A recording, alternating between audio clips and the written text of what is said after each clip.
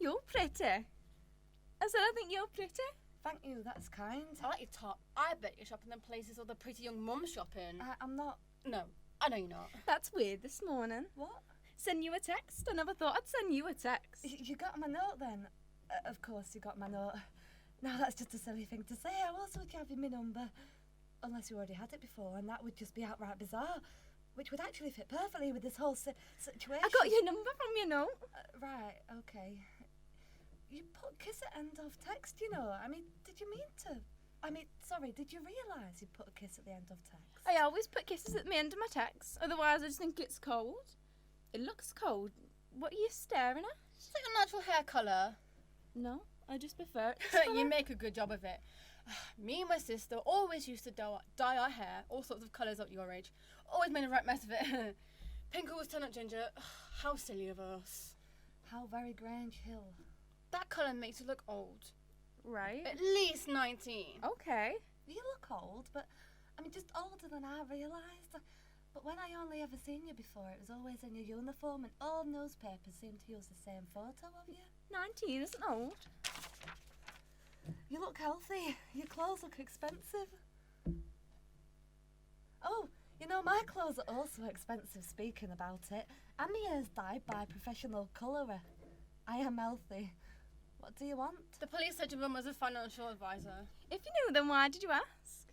Oh, and that your dad's quite high up in, making decisions with the NHS. Yeah. Do you want his address to send some hate mail? They must be good parents. Must love you. Yeah, of course they love me. They're my parents. Of course. That's nice. It's nice that you think that and feel that way, you know, that they love you. You must...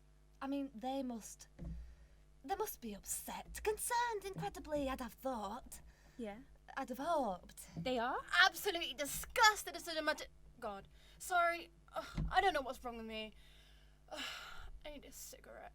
You don't have one, do you? Oh, that's inappropriate. Asking a 16-year-old for a cigarette. Oh, no, wait. It's legal, isn't it? Yeah. I'm 16 in 3 months. It's legal. Here you go. Have a cigarette. Oh, thank you.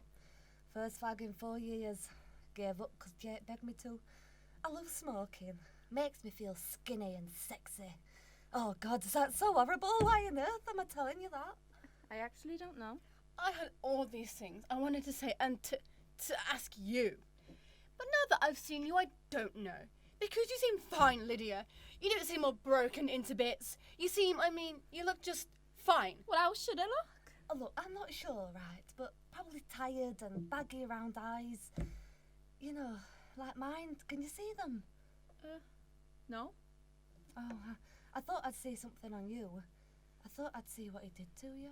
What he did to me? Yes, because he told me his version of it that I just don't know that I can believe because you. You are. You're 16, but now that I've seen you and the way you stand with the weight over your hips and that deepness you have in your voice. I have a deep voice. Oh, and the way that you look at me like I'm younger. I don't know. Or sillier than you, perhaps. I think he might be telling the truth, but when the papers and the news and my mum and my friends... Mrs. Wright, can we offer you some substantial amount of money to share your story with us? Darling, the people at work, they saw me and Jake in the paper and they're calling him out.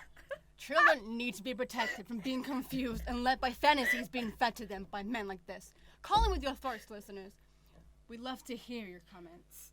Thank you, God. He found out what he's done to you before and you had, well, you know. Oh, Maria, I'm so sorry for you. I just wanted to know what he did to you. What did my husband do to you? Oh, your husband did naught to me. What? It's a shame all of this has happened. It's a shame about his job. Sorry.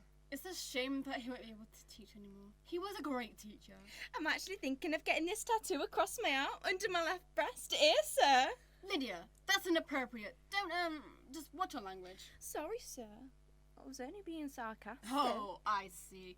You know, sarcasm is the lowest form of wit, Lydia. You're head girl now. You need to step everything up to the highest possible standard. Begin with your sense of humour. On it, sir. He took an actual interest in us. Not just me, all of us. He was a great teacher. I think it's because he was young. And if he worked in my mum's office, she'd call him dynamic. Lydia, To Kill a Mockingbird is one of the most important narrative voices ever written. Read it. Now, what do you think of Wuthering Heights? Couldn't get past the first chapter. The language is so absurd. It's hard to find the romance in it. Kathy just needed to get a grip, sir. Finally! Female reaction to a book that isn't doe-eyed and dribbling. You give me hope. Why are you telling me this? Look, I know he was a good teacher, right? And he used to tell me about you. Not just you, about all of yous. All the students that he liked and that excited him. Did he? Oh, I know he was a good teacher. Please, Lydia, I just need to know what he did. Sir, please can I hide in here for 20 minutes? Ben Taylor's been stalking me here since lunchtime and he wants to walk me home and is standing at the gate and I just can't go until it's gone. Of course, come in. Thank you, sir. So, that's gentlemanly of Ben to want to walk you home. Is he going to carry your books as well? Yeah. Then hopefully burst into a spontaneous verse of teenager love and combinedness stuff. Why won't you let him? Because he doesn't actually want to walk me home. He just wants to go in his house tonight to show me how good he is at Call of Duty. Is that code? Obviously, sir. He just wants to get me in his bedroom. And when I said I couldn't possibly spend time with anyone who plays Call of Duty because I'm too concerned over the fragile state of imminent war in Syria.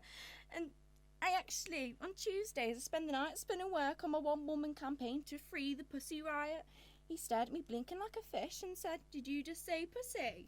What are we teaching these kids? Not about your teaching, sir, trust me. It's about the psychological state of these deprived boys. Deprived is a little bit unkind, don't you think? Oh, you think so? This is a conversation I heard Ben and his mate having at lunch.